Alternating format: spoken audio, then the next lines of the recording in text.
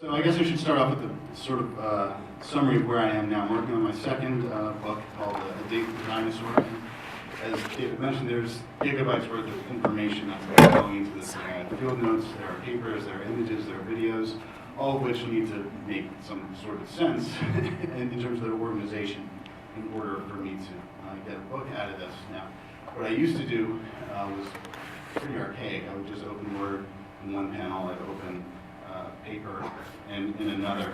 So I just use like a snap to function, have something like that open, and then have the Word document open another page and just dump everything into there. It took a long time, especially in terms of references. It took way too much time. So there are a couple of tools that I want to mention in terms of being able to find information that you already have on your computer and to organize that. So what I use to organize the thousands of academic papers I've downloaded is Mendeley, and I found this is really, really useful because it not only searches through titles, it also searches through many of the papers themselves. You have to put in a little bit of effort sometimes, for especially old 19th century documents, there's like metadata for that. You have to make sure it's correct. It doesn't say POTUS for the author of the particular paper. But you can search through this and find whatever you're looking for. So let's say I want to, I'm working on a chapter of the book about Tyrannosaurs, and I want to look up something about Gorgosaurus. I can just use the search tool, and not only show me papers that have that in the title, but that's also in the document, which is really important in scientific papers, because sometimes papers go further afield than their title might suggest.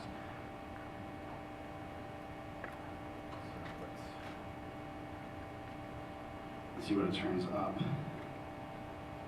Hopefully we'll go quickly.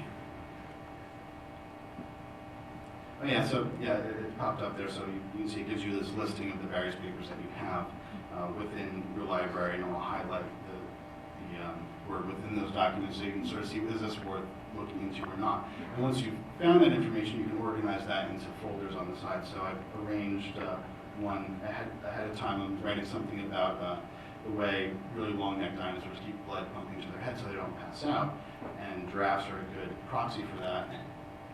So you can just organize your papers that way through this, and that can be really useful because, at least for me, I don't always put in author, date, title when I download a paper, and I put it into my technical papers folder. So if you're kind of lazy like I am, and I shouldn't be, this can be useful in sorting through all that. But in terms of organizing and composing, I've been using Scrivener lately rather than Word itself. So if you have a Word document, you can move it into this program, or you can just start something blank. Could you, if you introduce a piece of software, tell if it's available on both platforms? Okay, sure. I know Scrivener is available for both PC and Mac. Mendeley, I'm not sure whether it is. Okay, so that's available for both as well. So in this particular case, the chapters that I'm working on, I've separated them out into different documents on the side. And this is one of the advantages of using Scrivener, is that you can sort of break up your narrative or break up your book into as many small pieces as you can. I've decided to break it up into chapters, but you can break it up by section, you can break it up by topic, and all those go into a larger document at the top that you can compile and export into a Word document or a rich text file or a PDF or whatever else you like. And the really useful thing about this is that you not only have the text there along the left-hand side, but you can organize your research by chapter and by topic within that chapter to whatever degree you prefer. So running with the giraffe blood theme, sorry, it's a little difficult to move the mouse and keep the mic at the same time. So within the section on sauropod dinosaurs, I have this little tab on the side that opens up the research folder where I've compiled some of these papers. So these are all giraffe blood papers, basically. So you can, when you know where a paper is, you find your paper using something like Mendeley, or you know where it is on your hard drive, you can just go into this and tell it you want to add a file. and it'll just pop it right in there, and you can add little notes about what's actually in that paper, what the significance is.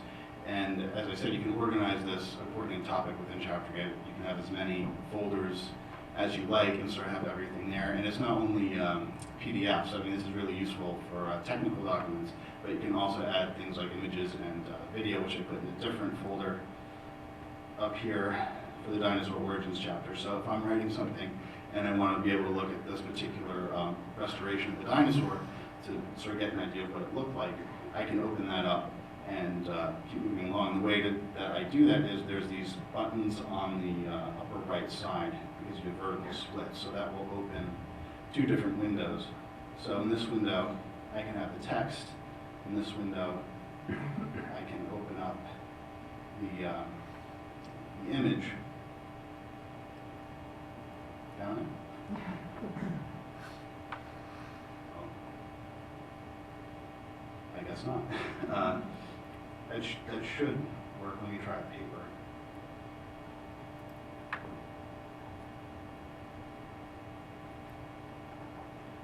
Well, in theory, that's what you should be saying. On a good day. Yeah, so that's what you should be seeing. And I've had similar minor problems with this in terms of playing video. You can also tell attach a URL to the corkboard. So if there's a YouTube video, you can put that in there. But it doesn't always play. It has like a dynamic browser that doesn't always work, but there's a link at the bottom, so if that's not working, you can click on it, it'll open up in Firefox or Chrome or whatever it is that, that you're using. So those are the main advantages, I think, to using this type of program, that you can kind of dump everything and split it up as finely as you prefer. And using a program like Mendeley is really useful if you just have a ton of technical documents and need to find something you're not entirely sure where it is. When I was planning this session, or talking about this session with David before, he wanted me to mention at the end something that I don't have a particularly good workaround for. I mean, programs like these are good for organizing your PDFs, images, links, and things like that. I haven't found a great way yet to take notes that I make when I'm reading a book or something like that and get them over to the computer without just sort of physically typing them out after I've written them down. He suggested taking a photo with an iPhone and sort of sending it to your email address or something like that, but then that might not always capture the notes that I'm taking on it. So when we get to the Q&A section, if anybody has any good ideas for that, we'd be glad to hear them. So that's the general gist of the PC side.